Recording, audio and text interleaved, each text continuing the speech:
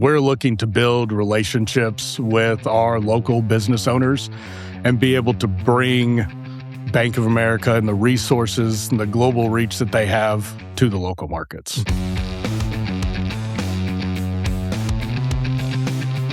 This is the Startup Junkies podcast.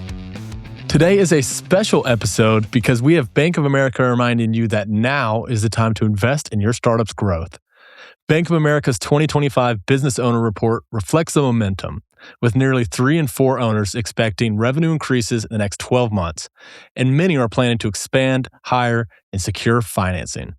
This means investing in tools, talent, community engagement, and long-term resilience to position your startup for long-term success. We have Bank of America's James Norman here to share the latest insights and offer tips for entrepreneurs or those hoping to start a company. James, how you doing today? I'm doing great. I appreciate you guys having me here today. Yeah, glad you're here. Yeah, appreciate you coming on. So the way we like to start these episodes, if you had a James Norman origin story, or as our boss Jeff says, his X-Men origin story, Right. Talk us a little bit about your background. Sure. So after I got out of college, I went to work for a small community bank here in Northwest Arkansas. And that was my first, first job in banking altogether. So honestly, I didn't know a ton about the space. And then once I got involved, realized business banking was where I wanted to eventually end up. And so about 4 years ago, I was able to make the move to Bank of America. Mm-hmm. And one of the real reasons that I took that role with Bank of America is because of all the information and knowledge that they can bring to the local market and that we can bring to businesses here in the local market. And so that's what really got me to B of A. So I've been in the financial industry for the last 18 years and the last 4 years with Bank of America. Wow.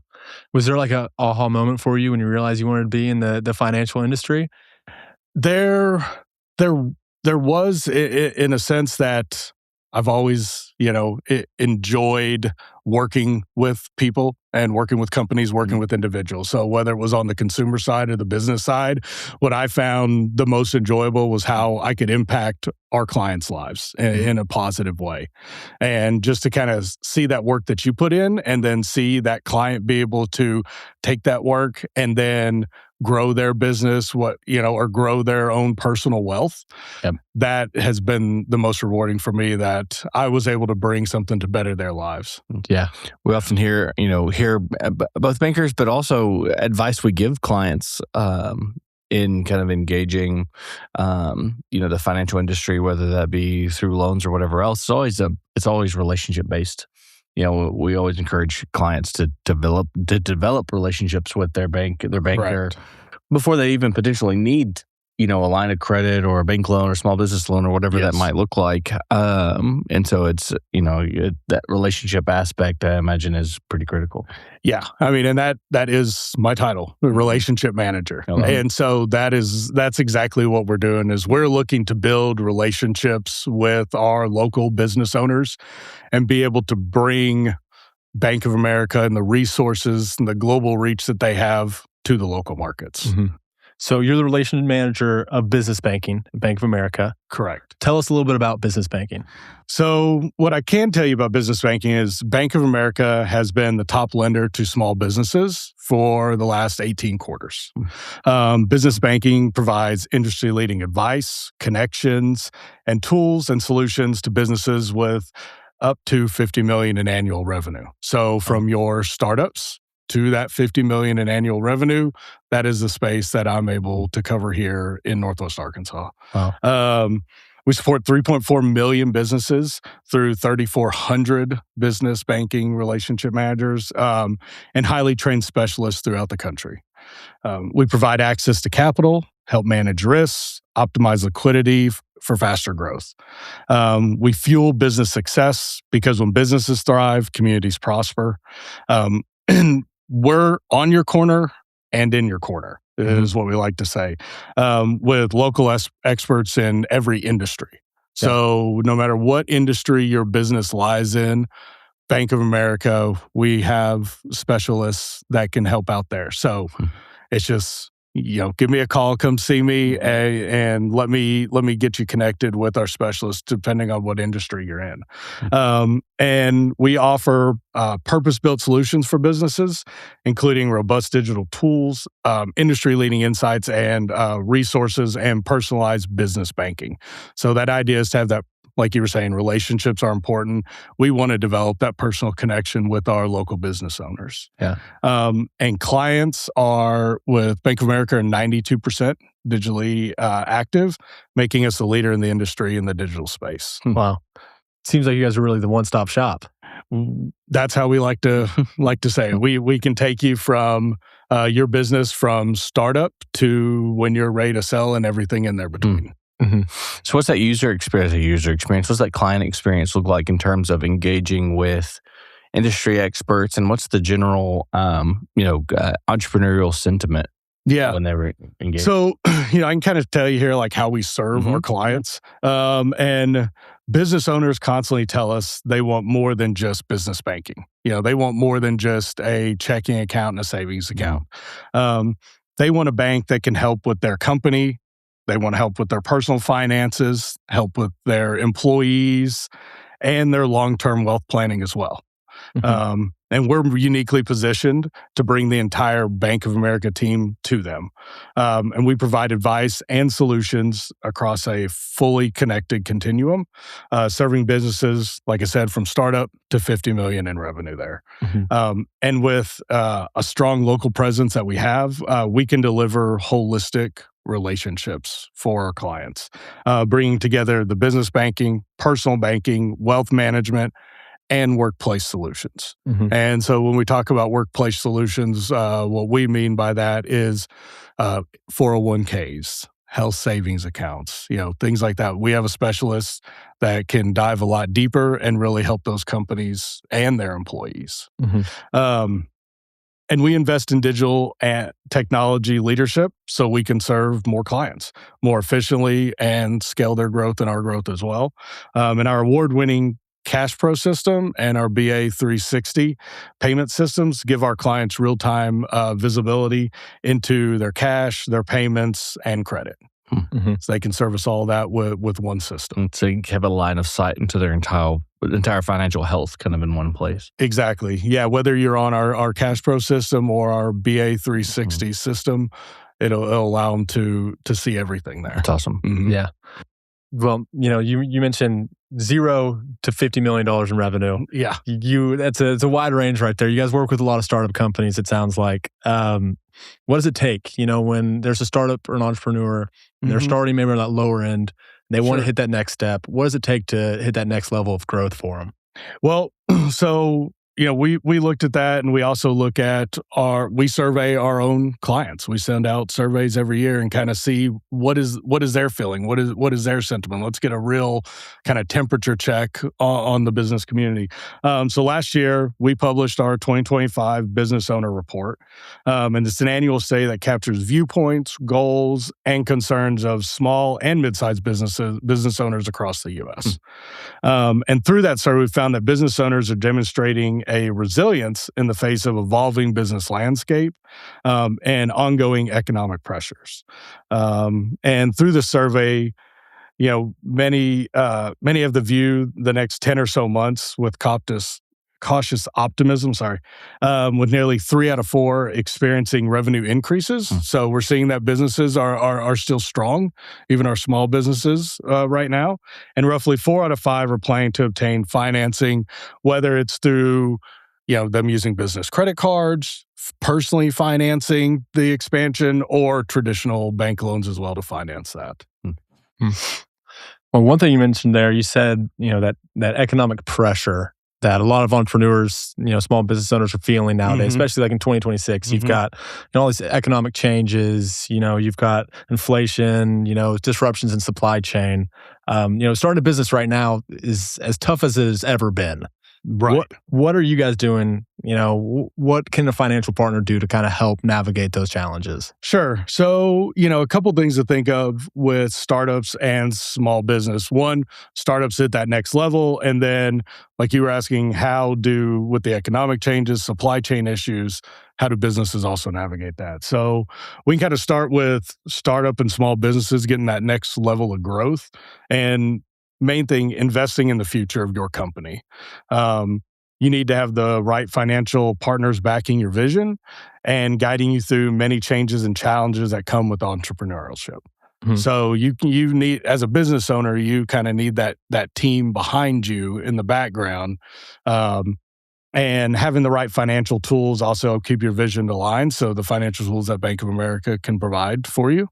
And Bank of America assists startups from the moment they open business as it continues to grow by offering the right tools and services to support every stage of their growth. Mhm. And when we're looking specifically at, economic impacts and supply chain issues, disciplined cash flow management is critical at this point for business owners, especially with inflation, rising interest rates. So what we're seeing this year, based on our business owner report, is most entrepreneurs feel they're feeling the inflation's impact on their business, and prompting many have had to raise prices and scrutinize cash flow and spending plans. Concurrently, many business owners are facing supply chain pressures right now, leading to price adjustments and sourcing challenges. Owners should engage with their bankers to review existing loan structures. Is there something we could do on our end to maybe change that structure, maybe that increase your cash flow there.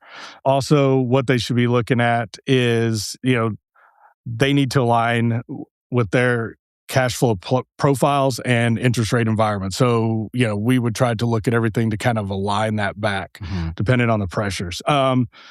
Proactively adjusting. Don't wait for something. Look, something's coming down the pipe. Be proactive about it as a business owner.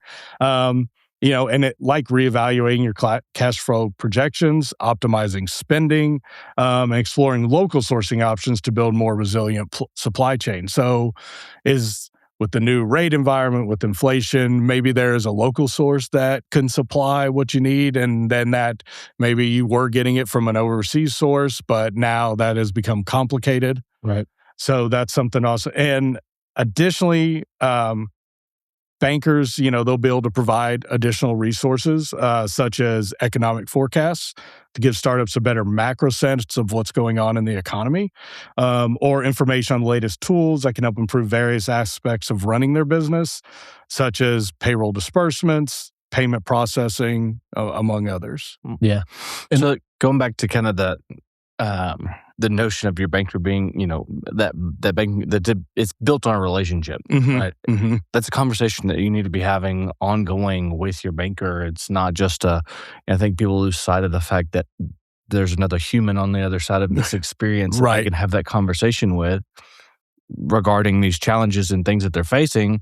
They can help navigate some of these things real time, as opposed to just kind of avoiding these situations until it really hits the fan. Correct. Exactly. And when a business owner identifies that they are having an issue, that's immediately when you need to pick up the phone and call your banker. Right.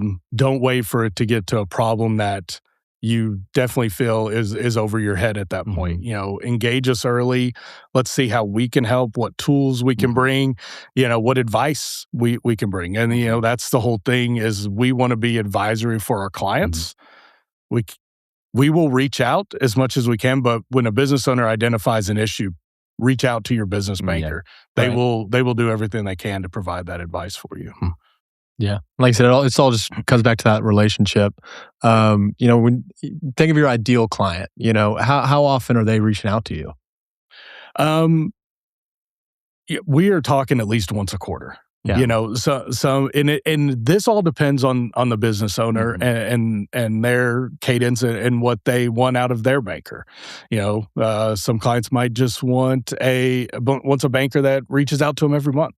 Right. Perfect. We can do that. You let us know how you want us to reach out to you. We'll always reach out with anything that we believe is proactive for the business, anything proactive, but I tell my clients, don't ever hesitate to reach out to me. I'm your banker. I'm your point of contact. Please go ahead and reach out to me with anything that you think would be knowledge that I could use. Yeah. Yeah. Where does technology play a role in those relationships and just in how you're servicing clients, but also how, clients are leveraging the resources in of itself? Like how are y'all staying on top of that? Yeah. So Bank of America, we invest a lot into our technology that we're able to bring to our clients. But then clients too are investing in technology as well to bring efficiencies to their business. And so what we've learned from the businesses we've surveyed is nearly all business owners plan to adopt or have already adopted digital tools. And the time frame that's kind of over the next 5 years. They plan on adopting that, whether it's, adopting more forms of just digital payments, and using different, maybe it's not just ACH now, they're different payment methods. And a lot of them are looking for ways that they can also implement AI into their business as well. And I think that's something that's on everybody's mind, whether you're a business owner or not. AI is the big topic. And so we are seeing that quite a few of our business owners are looking to implement that as well to bring efficiencies to the business. Some owners, they're testing focused AI to automate, certain things such as like customer inquiries, routine type things that AI can just do that you don't have to have a person to do, or like draft product descriptions. That's something that we're seeing businesses implement AI. But what that does, or they're automating their scheduling, their invoicing. What that does is that allows those companies to take those individuals that were doing those tasks and to put them towards more high-end tasks that the business needs taken care of. And so we've seen that where, AI can do the more mundane, I guess, for a lack of a better term, and then transitioning those employees to those more high return, high value type jobs. Yeah, and we mentioned automation, and it's important to automate some of those smaller tasks. But as a founder, it's also important talk to your customers, kind of meet them where they are. What are some strategies you've seen that have worked to help startups expand their visibility and maybe their customer base? So community engagement is huge for any startup. Most startups, they're going to be doing business just in their local community at first. And so getting those community engagements is the main thing that can really help that business grow and attract new customers. So we encourage owners to modify their operations around community events, such as sporting events, concerts, festivals, by introducing targeted promotions, social content, theme campaigns, unconventional operating hours, but work around to really integrate your business into the community. And statistics show that engaging with community pays off with increased sales, social media growth, and more just community interactions. So you are meeting customers where they are, but there's also a critical importance of those customers meeting their customers where they are. Exactly. Yeah. Exactly. Any business client of mine, I will go to their business to meet them. They're running a business during the week, so we're going to them. We're also saying go to the community. That's your bread and butter. Go to community events like Startup Crawl in the fall. Exactly. Yeah, you go Startup Junkie and Bank of America this year. Right? Perfect. Well, you just mentioned, you have these entrepreneurs, these founders, and they get so caught up in what's in front of them, and like they're working during the week. They get so caught up in now. What are you guys doing? What's Bank of America doing to help founders reach their long-term goals? Sure. So Bank of America is number one small business lender in the U.S., serving over 4 million small businesses. So we are focused on that long-term growth for companies. And despite being a global bank, Bank of America specializes in supporting local small businesses, providing that support from inception to succession, and everything in between. as a benefit of working with a bank as large and as integrated as ours, is the resources and research that we can provide. Mm-hmm. So, if clients want to know, hey, what's going on? What information do you have about my industry or another industry? That's when you give me a call, shoot me an email, and let me get with our experts, and we'll be able to provide some information for you. And we love working with owners. We love helping them get loans, get their businesses off the ground, and are able to stick with them every step of the way. And we love seeing our owners be successful and advising them on the next steps as their companies continue to grow. Bank of America can help navigate those financial opportunities with loans, investing guidance, and resources at any stage of your company's growth. And as business owners acquire wealth along the way, Bank of America has an award-winning wealth management solution to complement the personal benefits of owning a business. Yeah. So not only can we help you with the day-to-day running of your business, the long-term outlook for your business, but even on the personal side for those business owners, how do they invest that wealth that they are accumulating? Who's advising them on, their personal, not just the business?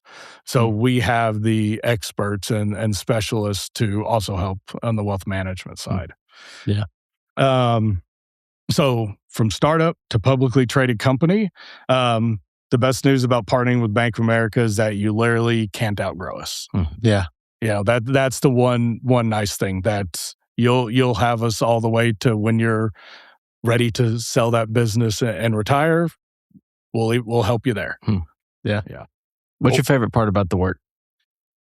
It's the client interactions. It's the client meetings. And that's what I really enjoy is getting out in the field, not sitting in my office. Yeah. So it's having those conversations, meeting business owners, and especially in different industries. I get to see all different types of industries that maybe I didn't know about at first. And I'm doing research on a company. I find out the industry. We start learning more about it. I'm like, that's really interesting. And I did not know that industry was here in Northwest Arkansas, for example. So I would say Northwest Arkansas is rich in the amount of different industries that small business owners are in here. And it's just fun to see that. And man, when you see an owner succeed and that business take off, that's rewarding to us. We get to see that growth and be a part of that. And it's really rewarding. Yeah, I think it's something that we can relate to here at Startup Junkie, just by nature of the clients that come through our door for general one-on-one consulting with ideas for a startup that, sometimes it has me scratch my head. What on earth is this? And this could be the most fantastic thing, that I'd never heard of. Yeah, so, yeah. And that's one thing that's great about this job that I get to be in is I get to see new businesses all the time and see those businesses succeed and just see not what only they're able to do, with the business, but how it affects their family and then the employees and how that just drives to make our community stronger. Absolutely. And you get to come on podcasts sometimes. And I get to come on podcasts, right? Which is awesome. Yeah. Well, you mentioned earlier about, you'll never be able to outgrow a bank like Bank of America. And you mentioned you'll be there when it's time to sell, when it's time to move on. Correct. A lot of founders, they don't really think about their succession plan until maybe it's too late. Why is it so important to think on that so early? Yeah. So, with succession planning is a critical component of owning a business. Even for a startup, they need to have that in the back of their mind and thinking about succession planning. Yet 40% of businesses don't have a plan at all. And all of them should have a plan. And like I said, it's not the first thing that a business owner is going to think of, especially somebody that's a startup. They're not thinking, man, I wonder in 30 years what I'm going to do with this. Yeah. So, it's not the first thing that you have in mind when starting a business, but as startups grow, you really should start looking for financial institutions that have the capability to grow with them and provide the resources they need to expand and one day sell the company or pass it on to a family member. There are a lot of businesses out there where, the parents want to pass it on to the kids. and we can help with advising them on how to do that. But it's always good to engage your banker as early as possible on that, so that we can start helping you prepare to sell that company and get that company in the best position it can be to be sold. Mm-hmm. And that is with engaging our team. Let me bring in our specialists for that sale and let them start working to help you. So, you should be thinking about this years in advance. This should not be something that's even a year. Won't give any direct numbers, but I would say years before you would even think about selling, you need to engage with your banker. Because part of that process too is creating your business foundationally to be able to exit it effectively. Exactly. Right. He needs to be in a position to, I think to your point, people don't think about that. And, until they're not thinking about, well, what does this look like years from now? But creating a business that is at a foundational level in a position to be able to either hand off or to exit. And I think people just they lose sight of that. They do. And businesses really should, you got to begin by identifying that potential successor who will succeed you at some point. Outlining the governance of the business, the core processes, tracking value drivers, such as margins, reoccurring revenue, advisory teams, including your bankers, your CPA, your attorneys. All of us should be involved in working together to help you in that succession plan. Yeah. Our good friend Steve Toth, shout out Steve if he's listening to this, said you exit your business 3 ways. You either pass it on to somebody, you sell it, or you die. Yeah. And if you die and you run your business, it's like, what's the plan? You need to have a plan in place. You do. You need to have a succession, something like that, or else it could go to crap. Yeah. You really need to have that succession plan and be thinking about that years and years before you're going to exit. But like you said, you never know when you might pass, right? Yeah. So always make sure you got that plan in place of what will happen with the business, of course, once I'm gone. No matter how that is. Right. Yeah. Hopefully that does not happen, but always have a plan. Look both ways before you cross the street. Yeah. Well, Caleb, you want to land the plane? Yeah. So, if I would say that's one piece of advice you would give a established business owner, if you were to go back in time and give them advice to their younger self, if you could go back in time and give your younger self advice, maybe right out of college, right before you began your career, with all the accumulated knowledge that you have now, what advice might you give your younger self? I give my younger self.